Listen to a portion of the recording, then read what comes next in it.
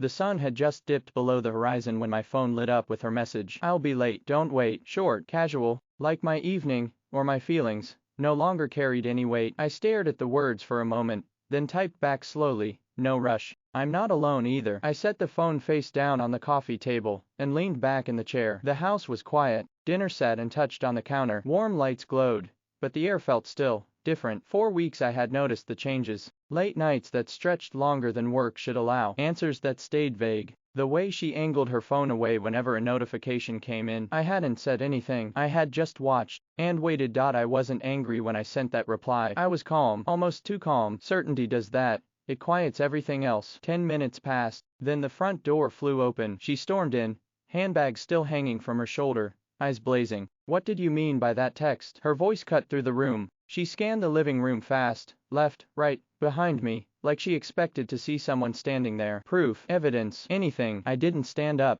I didn't move. I just looked at her, and let the silence hang between us. Her anger flared brighter. Are you playing games now? Trying to mess with me? Her hands trembled just enough to notice. She paced back and forth, demanding I explain, accusing me of starting drama. I stayed quiet. Anger needs fuel. I gave it none. Then her face changed. The fire cracked. Something else slipped through. Worry. Her eyes darted to my phone on the table, then back to me. Who is she? She asked. Her voice dropped. Cautious now. Smaller. That was the moment everything shifted. I hadn't accused her of anything. Not one word about her being late, about where she'd been, about who she might have been with. Yet she was already defending herself against a person who didn't exist. I leaned back slightly, and asked one quiet question. Why does it matter? The room went dead silent except for her breathing, which had turned quick and shallow. She started talking fast. Too fast. It's just work stress. You know how busy it's been. My friends were there. It's not what you think. Words tumbling over each other, building a story I hadn't asked for. I didn't interrupt. I didn't need to. Silence has its own power.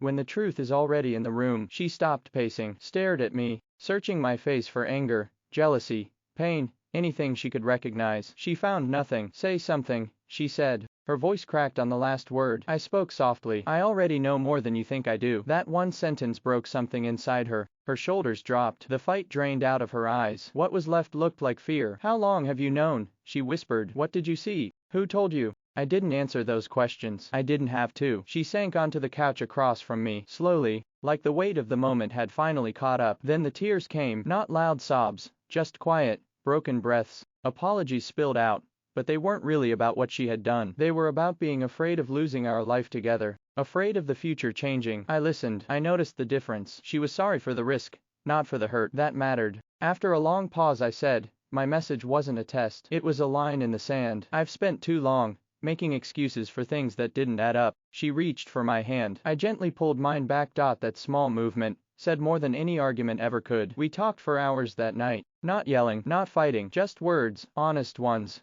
finally coming out. She admitted there was someone else. First it was just talking, then it became more. Each truth felt like another thread coming loose from something we'd built over years. I stayed calm. Even I was surprised by how steady I felt. Anger would have kept me stuck in that moment. Clarity let me see past it. She asked if we could fix it, if this was just a hard season. I told her the truth. Seasons pass when both people are honest. Secrets turn seasons into endings. Silence settled again, heavier this time. She finally understood that my calm wasn't forgiveness. It was decision. The next few days were quiet. Careful footsteps in the house, short conversations. Friends asked if everything was okay. I didn't explain. I didn't need to. I thought a lot about how long I'd ignored my own instincts just to keep things peaceful. That peace had only gone one way. Letting go didn't feel like losing. It felt like finally telling the truth to myself. One evening she asked again, voice small, are you sure? I nodded. I am. Certainty doesn't shout. It just arrives. And once it's there, pretending stops working. Looking back, it wasn't a big fight or a dramatic confession